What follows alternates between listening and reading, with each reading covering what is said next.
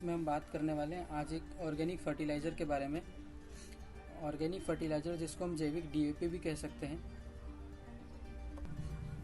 और इस organic fertiliser का व्यापारिक नाम है ताना बाना। सबसे पहले हम बात कर लेते हैं ताना बाना क्या है। ताना बाना जो है फसलों की वृद्धि और उपज के लिए लगने वाले नैनो टेक्नोलॉजी पर आधारित उर्वरक, नाइट्रोजन, फास्फोरस और पोटाश सहित मुख्य सूक्ष्म तत्व एवं अति सूक्ष्म तत्वों का ऐसा मिश्रण है जो फसलों के संपूर्ण भोजन के लिए तुरंत उपलब्ध है। तुरंत एवं सीधे कैसे उपलब्ध है, आगे इस वीडियो में हम बात करने वाले हैं। मित्रों, मुझे ताना बाना का एक स्लोगन याद आ रहा है जो कंपनी ने दिया था। वो इस प्रकार है, जैविक खेती का खजाना, ओसनिक का ताना बाना। जैविक खेती का खजाना, ओसनिक का ताना बाना। जी हाँ भाइयों, यह ओसनिक क्रॉप साइंस लिमिटेड द्वारा बनाया गया एक प्रोडक्ट है और ये अपने स्लोगन पे भली बात ही प्रूव करता है। इसका उपयोग स्वयं मैंने अपने खेत में प्रैक्टिकल करके देखा है। इसका रिजल्ट बहुत ही शानदार है।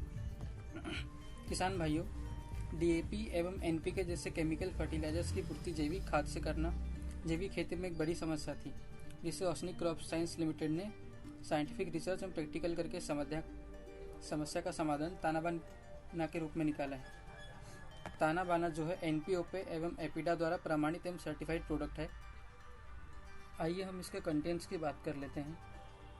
ताना बाना में nitrogen 3%, phosphorus 10%, potash 8%, sulphur 5%, calcium 5%, organic carbon 8%, carbon nitrogen ratio 20:1, moisture 10 से 15%, अदर माइक्रो फर्टिलाइजर एलिमेंट्स 5%। ताना बाना में एनपीके के अलावा अन्य सभी प्रकार के माइक्रोन्यूट्रिएंट अवेलेबल है। अब हम ताना बाना की उपयोगिता के बारे में बात कर लेते हैं। यह फसलों के खाने लायक अवस्था में सीधे एवं तुरंत उपलब्ध है। किसान भाइयों, प्रकृति में जो उर्वरक होते हैं वे अन्य तत्वों के साथ अनुबंध अवस्था में होते हैं, जिसे पौधे सीधे ग्रहण नहीं कर सकते। पौधे उसी तत्वों को सीधे ग्रहण कर पाते हैं जो ऑक्सीजन के साथ संगठित रहते हैं, जैसे कि फास्फोरस ऑक्साइड, पोटेशियम ऑक्साइड आदि। ताना बाना में उपलब्ध सभी पोषक तत्व ऑक्सीजन के साथ जुड़े होने से पौधे इसे सीधे ग्रहण कर सकते हैं। ताना बाना फसलों का संपूर्ण भोजन है। ताना बाना में फसलों को लगने वाले सभी पोषक तत्व हैं। मुख्य तत्व जैसे नाइट्रोजन, फास्फोरस, पोटास, सूक्ष्म तत्व जैसे सल्फर, कैल्शियम, मैग्नीशियम और अति सूक्ष्म तत्व जैसे zinc, iron, boron, copper, manganese, molybdenum आदि सभी तत्व पौधों के लिए सीधे उपलब्ध अवस्था में है, मीन्स ऑक्साइड पोजीशन में है। ताना बाना नैनो टेक्नोलॉजी के विज्ञान पर आधारित है। किसान भाइयों, पदार्थ जितना सूक्ष्म होता है उतना ही शक्तिशाली होता है। ताना बाना के सभी उर्वरक जीवाणुओं के मेटाबॉलिज्म की प्रक्रिया से निकले हुए नैनो पार्टिकल की अवस्था में है, अतः यह खाद सामान्य से अधिक शक्तिशाली है। ताना बाना उर्वरक मृदा लिंचिंग की समस्या का समाधान है।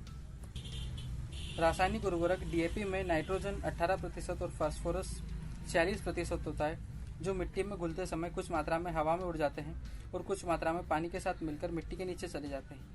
क्योंकि आजकल रासायनिक खेती के दौर में मिट्टी में कार्बनिक तत्व की मात्रा घट गई है, इसलिए ताना बाना में उपलब्ध कार्बन इसके पोषक तत्वों को पकड़कर ह्यूमस का निर्माण करता है, जो मृदा लिंचिंग की समस्या को खत्म करता है। ताना बाना मृदा की संरचना को सुधारता है। आज की रासायनिक खेती के दौर में मिट्टी लगातार सख्त हो रही है। ताना बाना के जैविक कार्बनिक मिट्टी की भौतिक और जैविक संरचना को सुधारकर भुरभुरी और मुलायम बनाता है, जिससे भूमि में सूक्ष्म बैक्टीरिया एवं केंचुआ को बढ़ने के लिए अनुकूल वातावरण मिलता है। ताना बाना सूक्ष्म पोषक तत्वों का प्रचुर संग्रह है।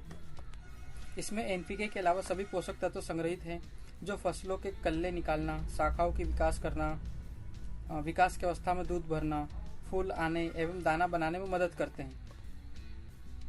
ताना बाना रासायनिक खाद का सशक्त विकल्प है।